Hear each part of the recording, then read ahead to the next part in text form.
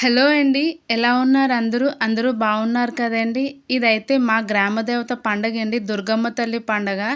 ప్రతి ఇయర్ ఇలాగే అమ్మవారికైతే మేము ఇలాగ సంబరాలు చేసుకొని, ఘటాలెత్తుకొని, గరగలు తీసుకొని ఎళ్తూ ఉంటామండి. ఈ ఇయర్ అయితే ఇంకా బాగా గ్రాండ్‌గా చేసుకున్నామండి.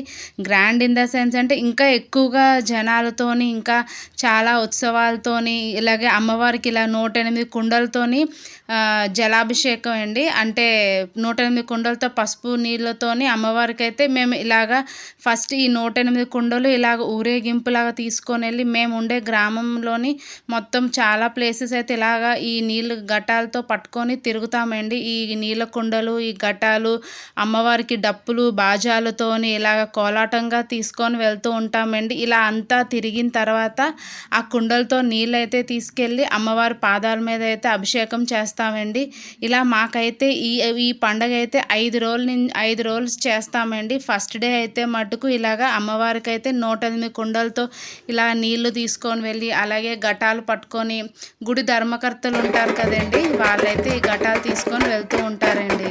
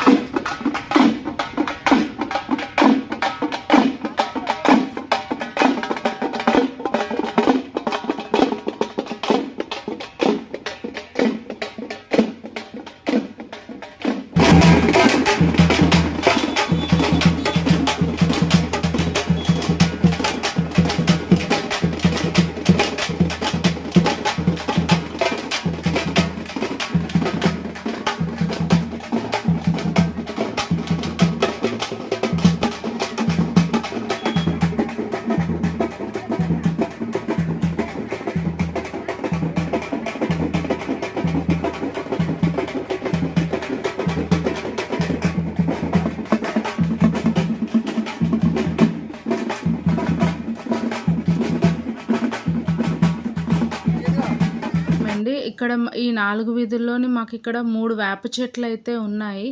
ఆ 3 వేప చెట్ల దగ్గర అమ్మవారికైతే పసుపు, కుంకుమ ఇచ్చి ఇక్కడ ఇది చూస్తున్నారు కదా అమ్మవారి త్రిశూలం. ఆ త్రిశూలం, ఆ కత్తి పట్టుకొని పోతురాజులాగా ఆ గుడి తాలూకా ధర్మకర్తలండి. ఆ ఇంటి ఇలవేలుపు కూడా ఆ అమ్మవారు దుర్గమ్మ తల్లి వాళ్ళకి. ఆ పంతులు గారేమో వాళ్ళ చేత ఆ పోతురాజు స్వామిలాగా అతనితోని ఆ కత్తి ఇంకా ఆ త్రిశూలం అంటే స్వయంగా అమ్మవారే మాకు ఈ ఊరేగింపులో మాతో ఉన్నారు అని చెప్పేసని అమ్మవారి త్రిశూలం పట్టుకొని ఇలాగే ఈ 4 వీధులు అయితే ఇలా తిరుగుతూ ఉంటామండి మేము.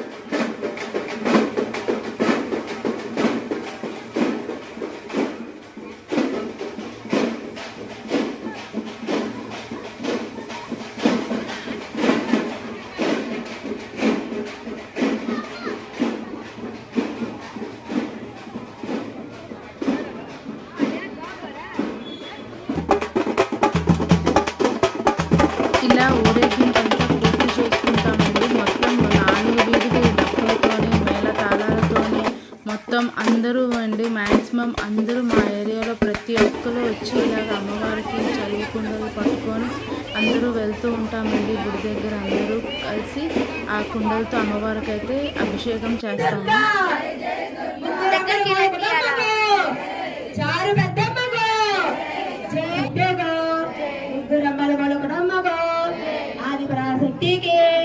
जय दुर्गा भवानी के, जय दुर्गा भवानी के, जय दुर्गा भवानी के, जय दुर्गा भवानी के, जय दुर्गा भवानी के, जय दुर्गा भवानी के। ఇలా తిరిగి వచ్చిన తర్వాత టెంపుల్కి అందరూ వచ్చేసిన తర్వాత ఇలాగ అందరూ ఒక్కొక్కరుగా వెళ్ళి అమ్మవారికి ఆ కుండల్లో ఉన్న నీళ్ళతో అభిషేకం చేసి దర్శించుకుంటున్నామండి.